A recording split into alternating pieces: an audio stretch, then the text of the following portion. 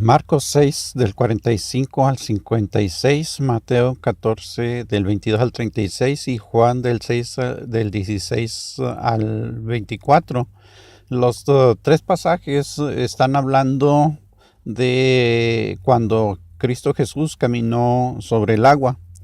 Estos tres evangelios relatan algunos de los detalles que uno tiene y a otro le falta. El dato curioso aquí es que Lucas no tiene esta historia. Ahora, esta historia pasó después de que Jesús alimentó a 5,000 varones, sin contar a las mujeres ni a los niños, allí en una montaña cerca del lago Genezaret o el lago de Galilea. Y al momento en que Cristo Jesús, estando allí, supo que le querían hacer rey a la fuerza, él lo que hizo es que mandó a sus discípulos por delante en una barca, y realmente no estamos seguros a dónde quería que ellos fueran, cuál sería su destino.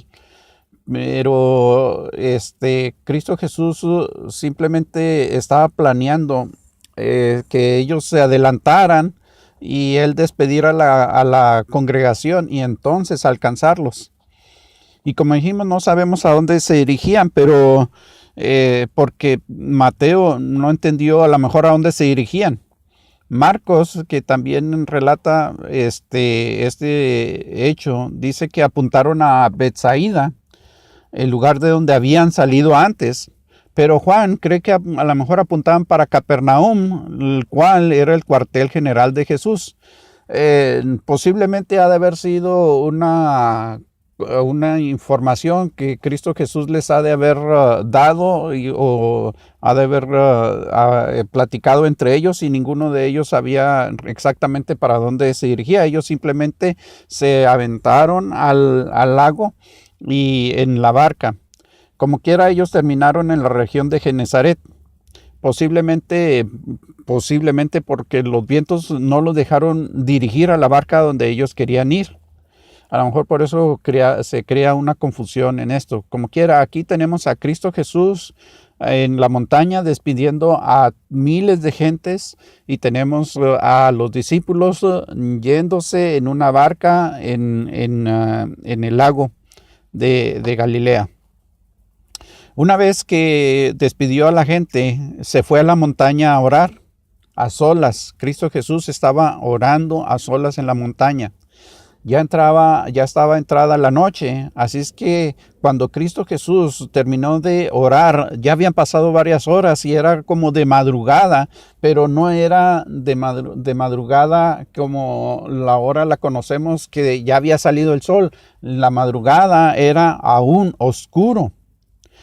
Entonces Cristo Jesús mira a sus discípulos que están batallando para controlar la barca y decide acercarse a ellos. Pero espérenme un momento. Estamos diciendo que estaba oscuro. ¿Y cómo Cristo Jesús logra ver a sus discípulos si él estaba en una montaña y ellos estaban retirados en el lago? ¿Qué es lo que está pasando aquí? ¿Cómo es que Cristo Jesús logra visualizar a aquellas personas? Porque Jesús es Dios, porque está manifestando un poder que a veces no nos damos cuenta de que Él puede ver aún en la oscuridad y visualizar qué es lo que están haciendo los discípulos. Vamos a verlo. ¿Cómo pudo verlos? Aunque Jesús estuviera en la colina arriba, que se puede visualizar el lago durante el día, era difícil que Jesucristo los pudiera ver a simple vista en la noche, en lo oscuro. Ahora, algo estaba pasando aquí, algo extraordinario estaba ocurriendo.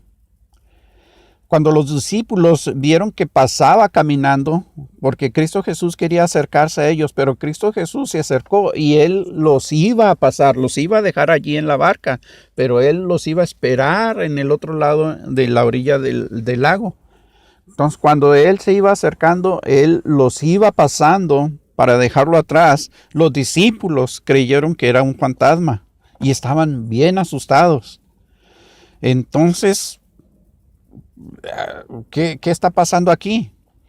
Estos hombres, esta gente que apenas hace unas horas habían estado echando demonios de la gente, habían estado predicando la palabra del Señor, habían estado ministrando con Cristo Jesús, ahora tienen miedo porque están viendo a un fantasma, porque está caminando Cristo Jesús en o sobre el agua.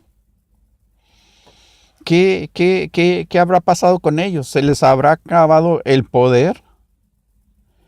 Jesús les habla y les dice que es Él, que se calmen, que se tranquilicen. Él con palabras, como siempre, con palabras de aliento, los calma. Pero Pedro por alguna razón no lo pudo reconocer. Pedro insistiendo en que le mande a él a caminar sobre el agua para ir a acercarse a Cristo Jesús. Cristo Jesús simplemente le dice, ven. Y Pedro se bajó de la barca, pero por supuesto que él se hundió. Se empezó a hundir, tuvo miedo y empezó a gritar, entonces, ahora sí, sálvame, porque estaba por morir y estaba a punto de ahogarse, así es que el único que le podía ayudar, él pensó que era Cristo Jesús. Ahora que se estaba ahogando, ahora sí que se estaba muriendo, entonces es que él reconoce a Cristo Jesús. Ya no le pareció un fantasma. Jesús, por supuesto que le reprende por su poca fe, no porque no pudo caminar sobre el agua, sino por su poca fe. Ahora, este es un cuadro muy curioso, porque yo me imagino a Cristo Jesús ahora tomando a Pedro de la mano, y entonces a él caminando sobre el agua, arrastrando a Pedro con todo el oleaje que estaba, con todos los vientos, con todas las cosas que estaban pasando, el movimiento de la barca. Está llevando Jesús a Pedro, arrastrándolo a través del lago para subirlo a la barca. Ahora, ya que están en la barca, los discípulos empiezan a adorar a Jesús. ¿Por qué? Porque vieron que Jesús calmó el viento. Una vez que Jesús estaba allá arriba en la barca, el viento cesó y todo fue en calma. Ellos reconocieron que Jesús es el verdadero Hijo de Dios. No sabemos qué exactamente los motivó a adorar a Jesús y decirle que Él es el verdadero Hijo de Dios, porque su mente estaba embotada. Así dice una parte de la Escritura. Su mente estaba embotada, estaban confundidos, no sabían qué es lo que estaba pasando. Y la verdad es que no sabemos qué es lo que estaba pasando por su mente y por qué estaban tan abotagados por tanto poder que estaban viendo. Ya sea por los milagros de multiplicar la comida, el milagro de los panes y los peces multiplicados, o porque vieron a Jesús como un fantasma, o porque vieron que caminaba sobre el agua, o porque vieron que calmó el viento, o porque salvó a Pedro de ser ahogado, o porque vieron muchas más cosas increíbles en ese momento en Cristo Jesús. Pero es que son tantas cosas increíbles que están viviendo una tras otra y una tras otra, que solamente ellos atinaron a decir, este es el verdadero Hijo de Dios. Cuando llegaron a Genezaret, y allí todavía los discípulos tuvieron más de Jesús, porque las personas allí sí reconocieron a Jesús, no como los discípulos unas horas antes. Allí las personas tuvieron fe en que Jesús podía sanarlos y eran sanados. Aunque sea con solo tocar el borde del manto de Jesús, no como los discípulos que le reprochó la incredulidad, especialmente a Pedro. era un poder extraordinario que estaba emanando de Jesús en ese momento, y para los discípulos que lo estaban mirando una tras otra, una tras otra, una tras otra vez, ese poder, esa gloria, esos actos extraordinarios que estaba haciendo Cristo Jesús, lo único que ellos podían atinar era adorarle y reconocerle como que Él es el verdadero Hijo de Dios. La gente que había estado alimentándose en el otro lado del lago, entonces llegaron también allí y lo quisieron hacer rey. Entonces, él los rechazó y simplemente les empezó a enseñar. Él se dirigió a Capernaum, pero aún durante ese camino, ese trayecto de donde estaba a Capernaum, él empezaba a sanar a las personas, a predicar su palabra.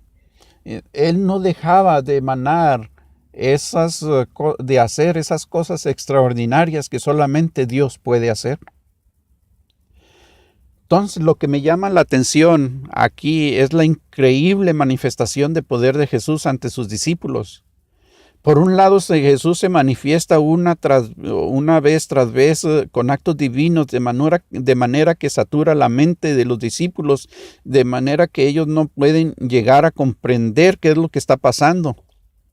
Y los discípulos solamente atinan a humillarse ante tales manifestaciones de poder y adorar a Jesús. Esto es lo que podemos sacar hoy en este pasaje.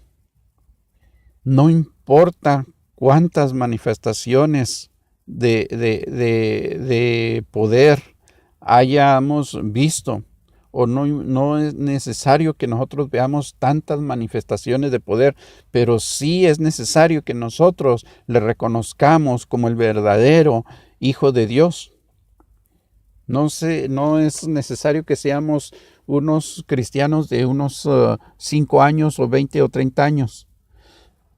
Aunque seamos cristianos de un día, pero es necesario que nosotros le reconozcamos como Jesús, el verdadero Hijo de Dios.